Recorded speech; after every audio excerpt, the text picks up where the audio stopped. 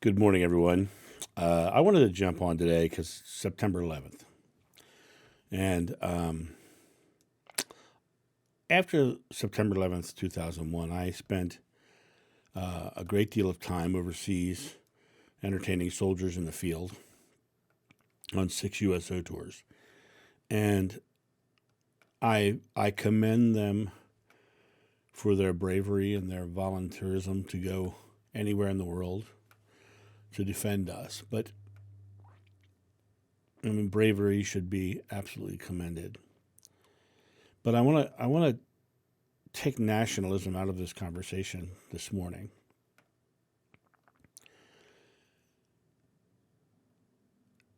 Zealotous religious people, religious fanatics, attacked New York and Washington on this day 21 years ago. People trying to impose their religious beliefs, their secular will upon the world, attacked the infidels. And I say that way because the word infidels itself really is archaic. It's just like a Christian saying, attack the non-believers, which Paul actually at one point condoned stoning Christians. um, but I want to talk about the human cost that began on September 11th. We in New York, we lost about 3,000 people in the buildings. But the cost of the war itself, human cost of the war itself in both Iraq and Afghanistan totals out to just shy of 500,000 Iraqis and Afghanis dying and about 6,000 Americans dying. 500,000 Iraqis and Afghanis. I'm going to say that again. Statistically, what they know is that less than a third of those were fighting against us. The rest of them were either local police forces or local military fighting against the Taliban and ISIS and Al-Qaeda, local police, local military, or civilians. So over 2/3 of the deaths in Iraq and Afghanistan had nothing to do with the secular attack, the religious attack that happened in New York and Washington. God is love. Wars are of man. God is love. Wars are of man. Man's own desires and fears and anxieties and striving for power create wars. On this day, September 11th, 2022, rather than focusing backwards on all the hate and the anger and the damage and all of that, rather than focus on the nationalism that comes out of days like this,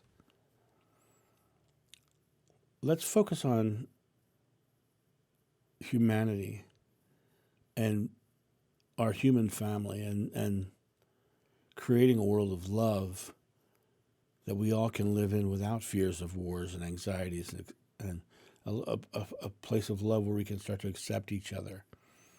I mean, there's going to be some people who are never going to do that.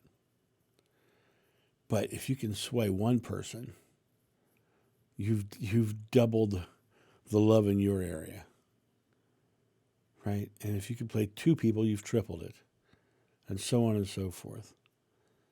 Today is a day where there's memorials going on all over. But we should remember every day to love one another.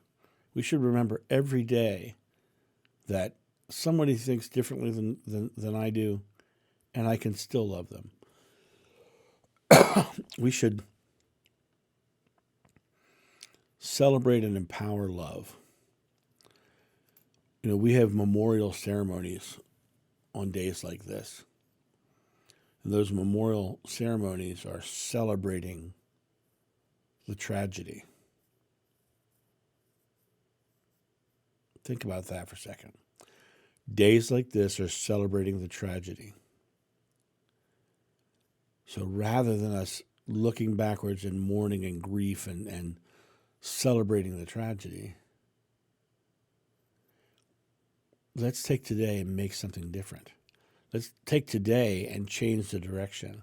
Let's take today and be love. Let's be love today. Let's put love into the world today. Mourn those who've crossed over. Hate no one.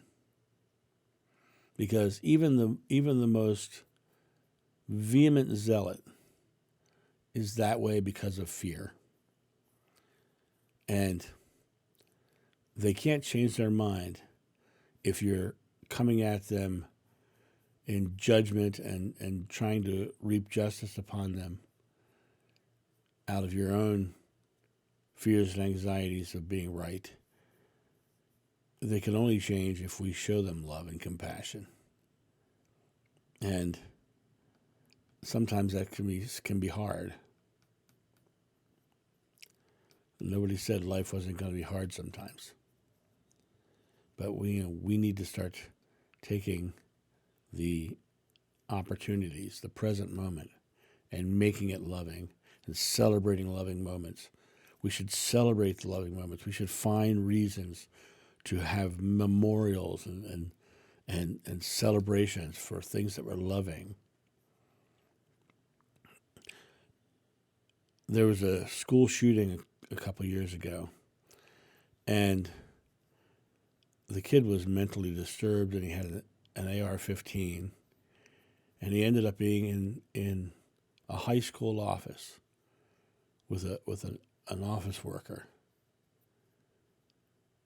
And on the phone with the police, she was talking to, the police were in her ear, and she was talking to the boy, and she said, "I love you." She says, "Nobody cares." She says, "I care, sweetie." And she hugged him, and he cried. And they came in, and they got his gun, and he left there alive and went away and is getting mental help. And the love and compassion of Antoinette Huff on that day is something we should be celebrating. We should have a memorial of that day, that action of love that was created. We really need to stop celebrating the tragedies and start celebrating the love. That's my thought on this.